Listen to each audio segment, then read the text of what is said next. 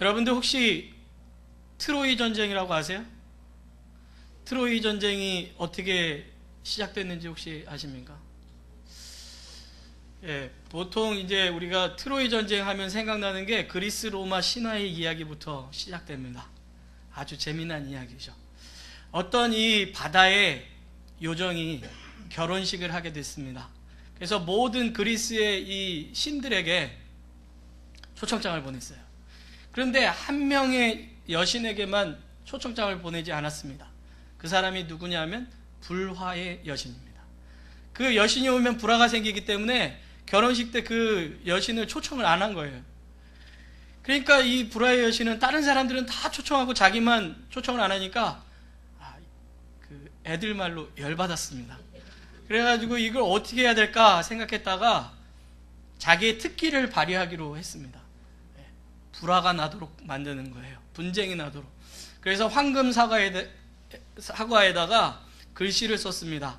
가장 아름다운 여신에게 하고 그거를 그 결혼식장에다 딱 던졌어요.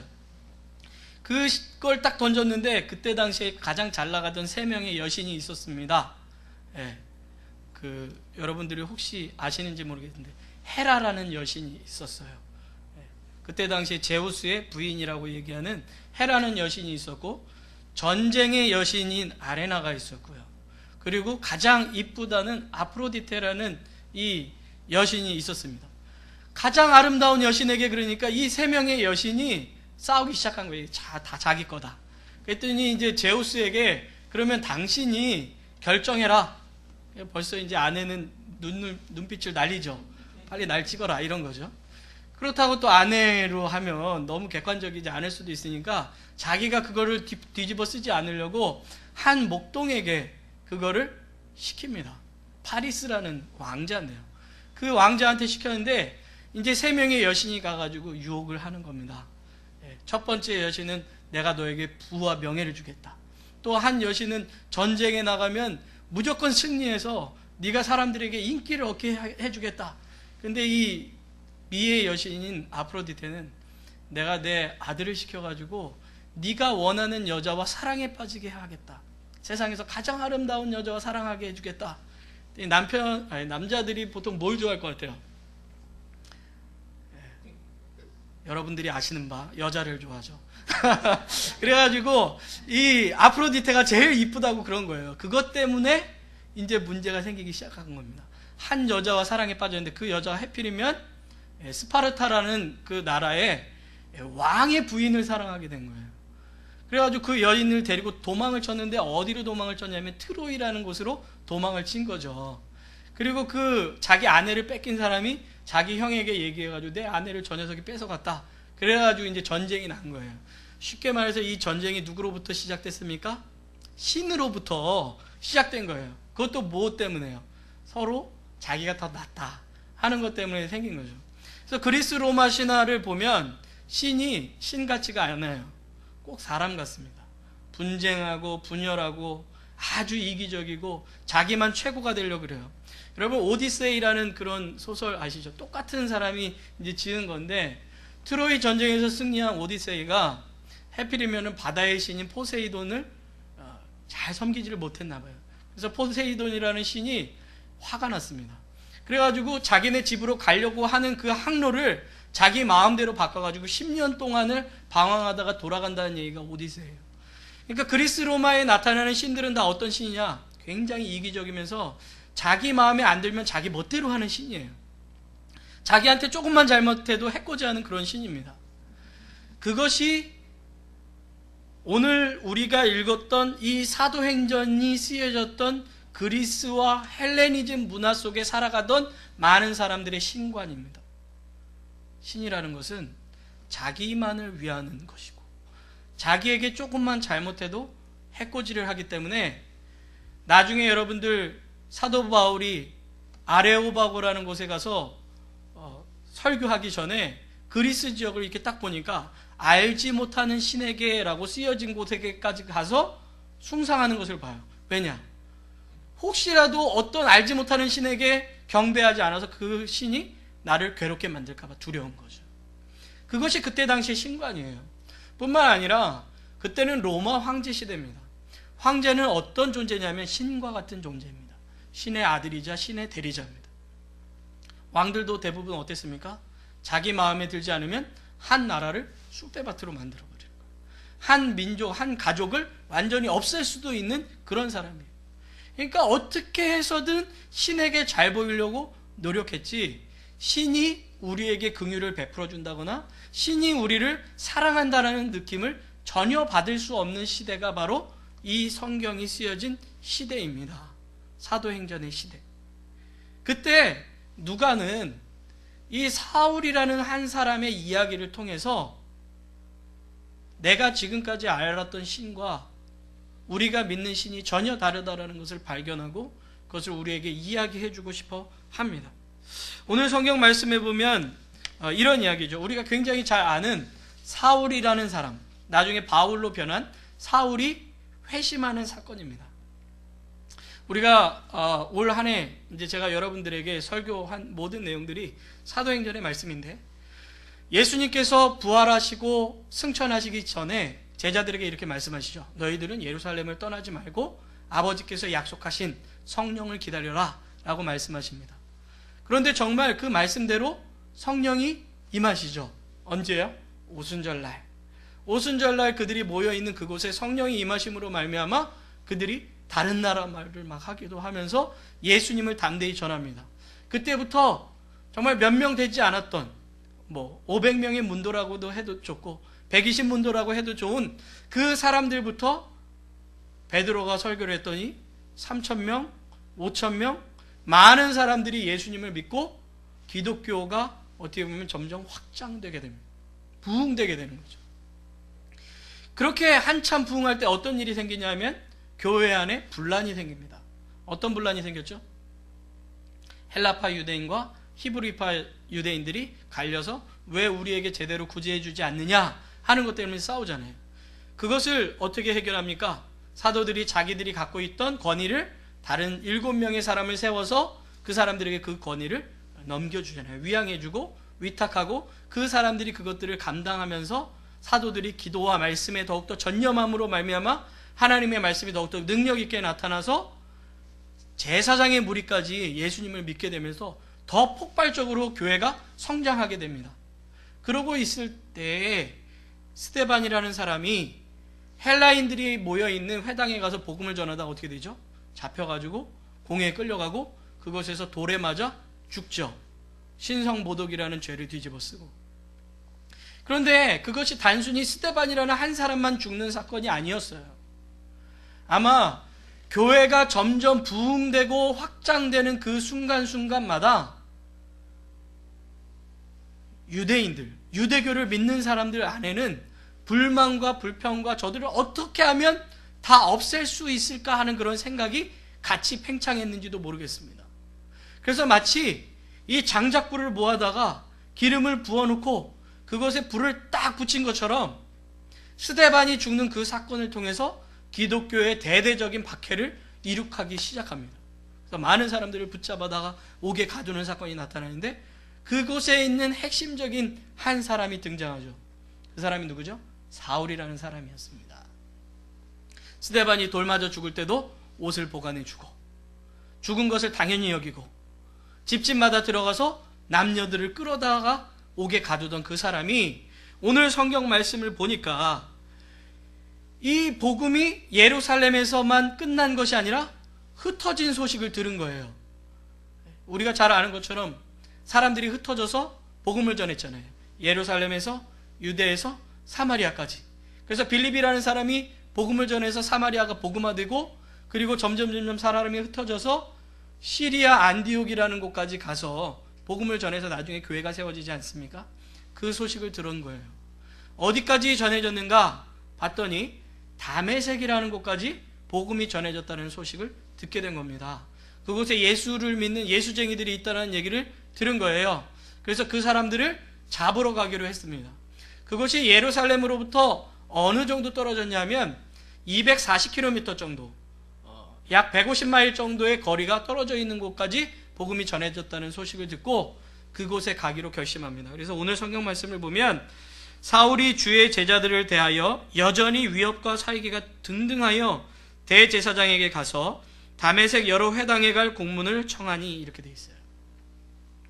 그곳에 가서 예수를 믿는 사람들을 잡아올 공문을 청합니다.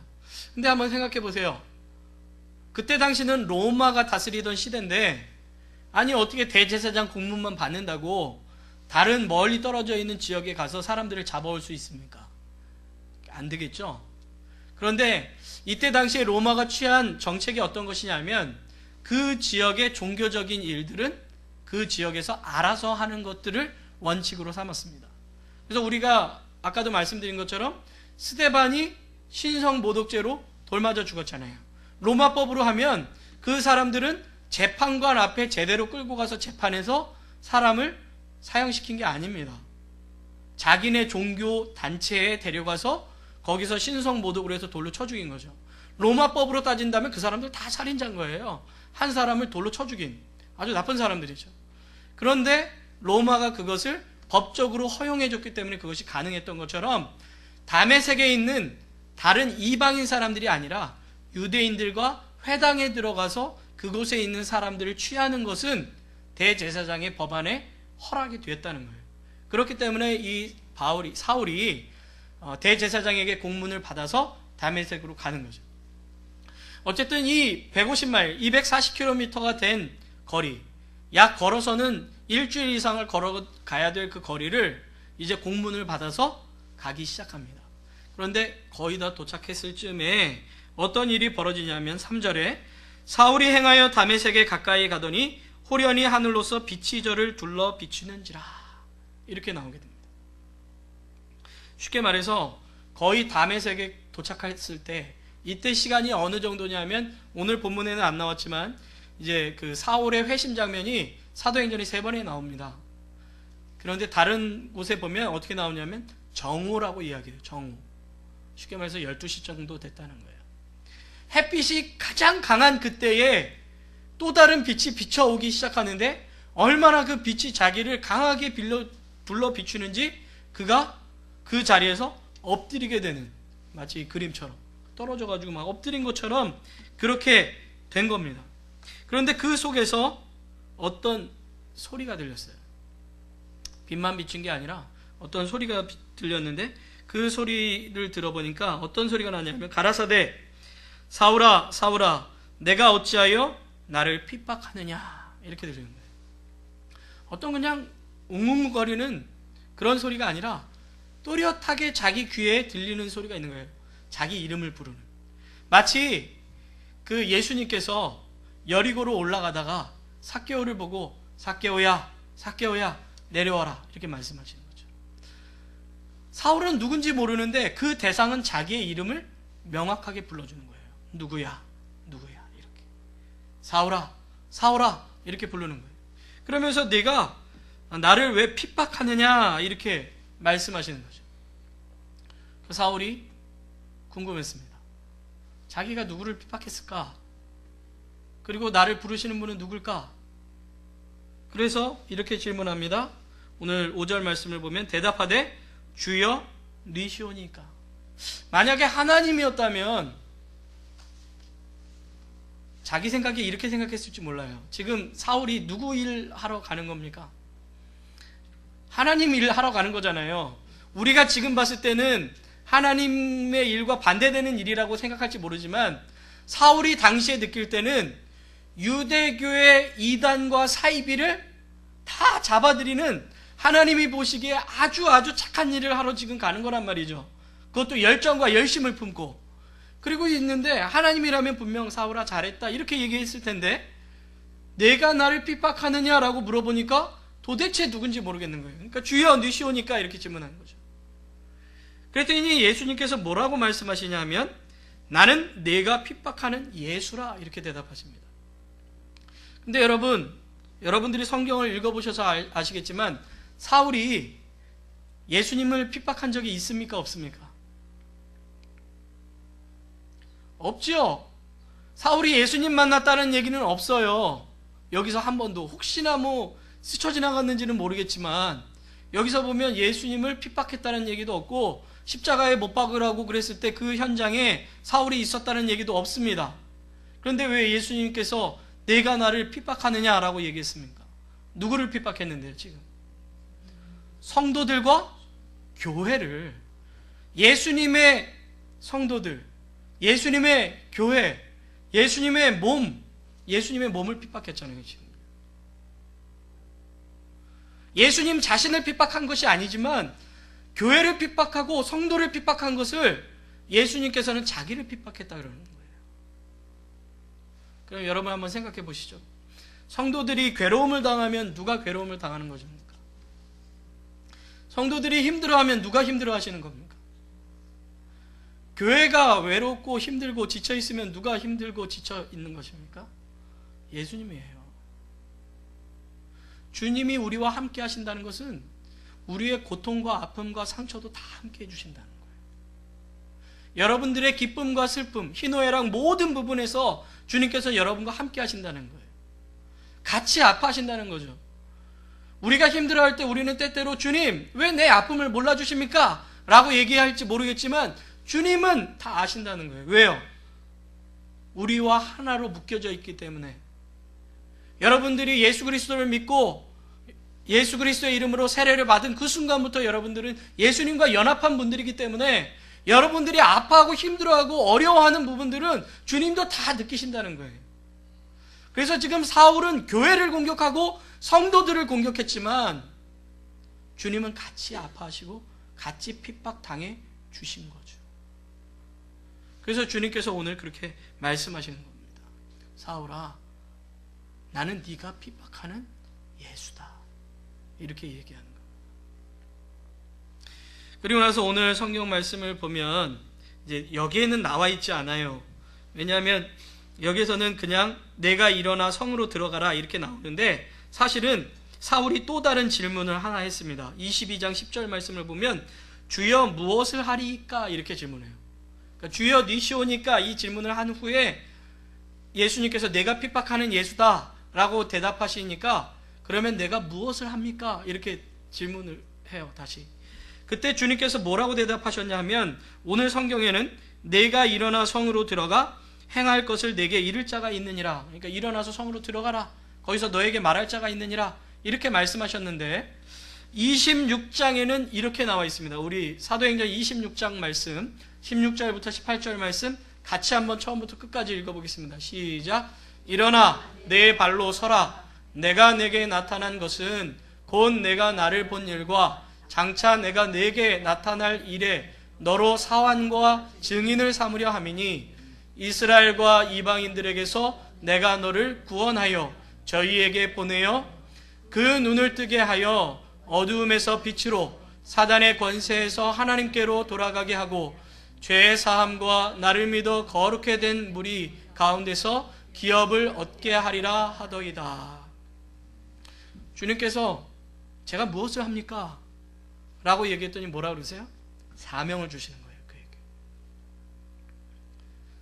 사울을 찾아오신 예수님께서 자기를 핍박한 자에게 만나주시는 것뿐만 아니라 찾아와 주신 것뿐만 아니라 그에게 또 다른 사명을 주시는 거예요.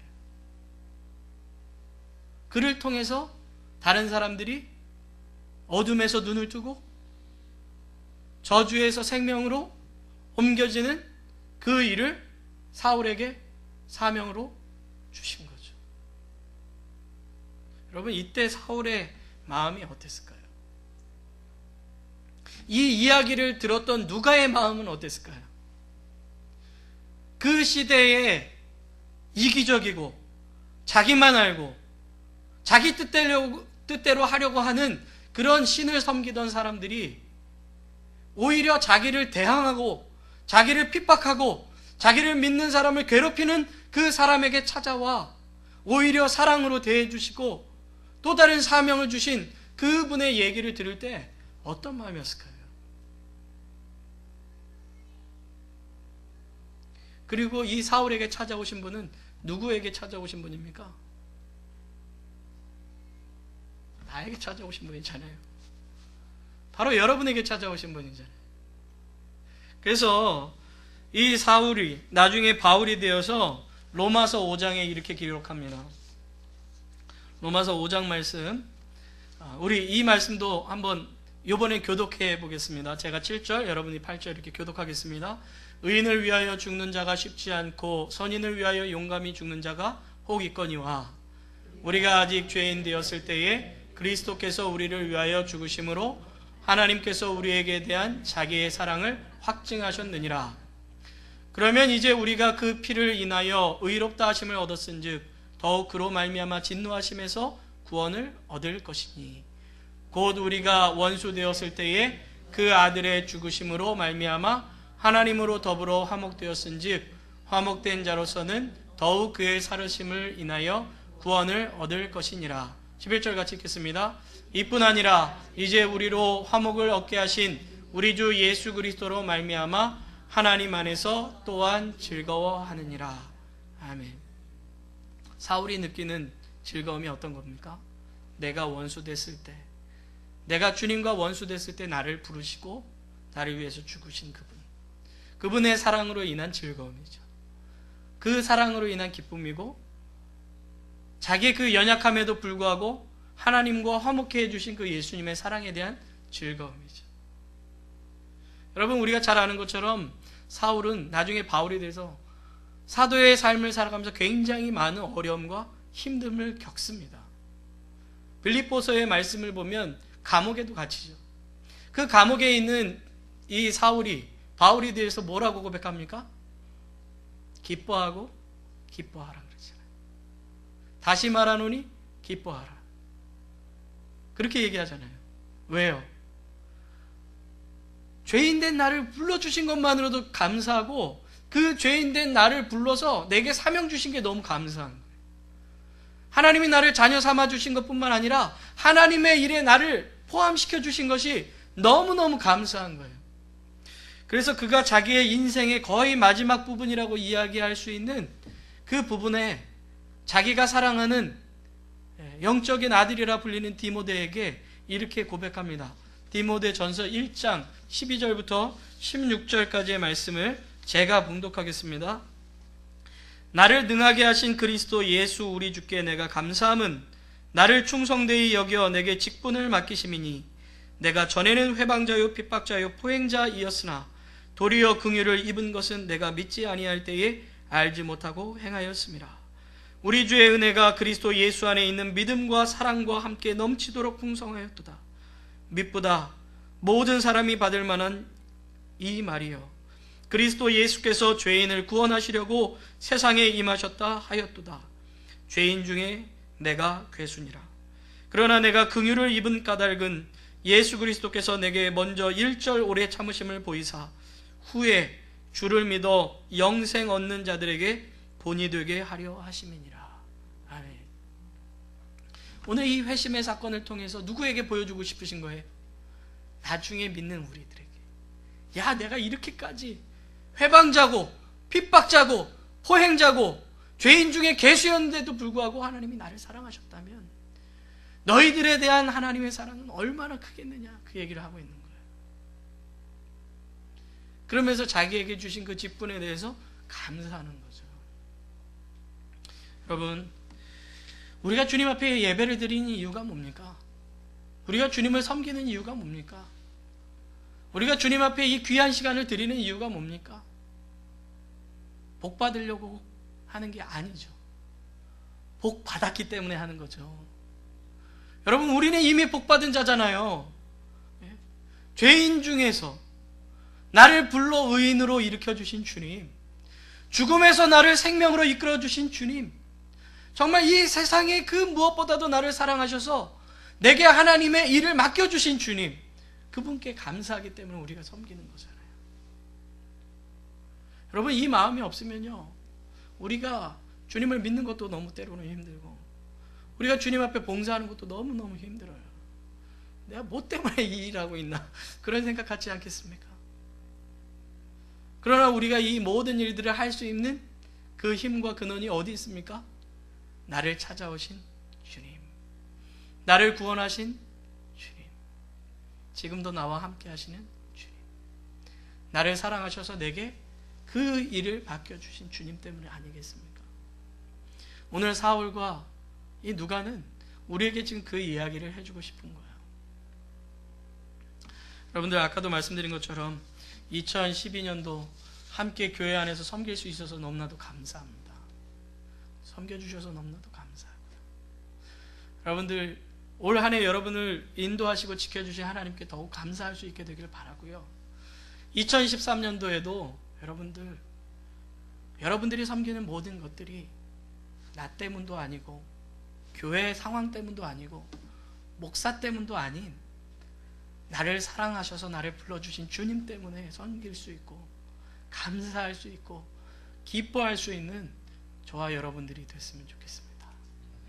여러분, 우리가 한 달 동안 이 땅에 오신 예수님에 대해서 우리가 들었잖아요. 정말 생각할 수 없는 죄악된 가정 속에, 족보 속에 주님 찾아오셨잖아요. 시아버지와 며느리와의 그런 관계 속에서 이어져 온 그런 가족, 우상을 섬기던 창기의 집안에 나오신 예수님, 남의 아내를 취해서 낳은 아들 속에 오신 그 예수님이시잖아요. 우리를 찾아오신 그 주님의 사랑을 다시 한번 여러분들이 생각하시고, 나를 찾아오신 그 주님의 사랑이 얼마나 큰가를 다시 한번 느끼시면서 그 주님으로 인해서 항상 감사하고 행복하시고 기뻐하시고, 그래서 주님 앞에 섬기는 모든 일들이 감사와 기쁨 속에 주님께 영광 돌릴 수 있는 저와 여러분들 되시기를 바랍니다. 기도하겠습니다.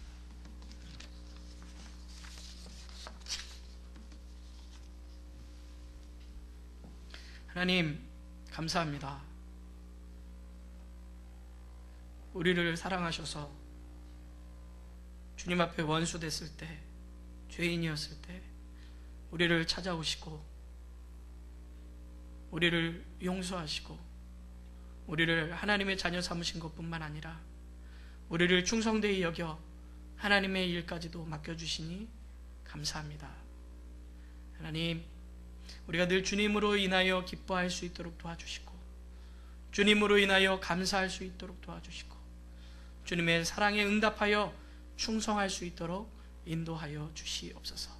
우리 성도들 한 사람 한 사람에게 주님의 사랑을 늘 확인시켜 주시고 그 사랑 안에서 늘 승리하는 우리 모든 성도들 될 수 있도록 인도하여 주시옵소서. 예수님의 이름으로 기도합니다. 아멘.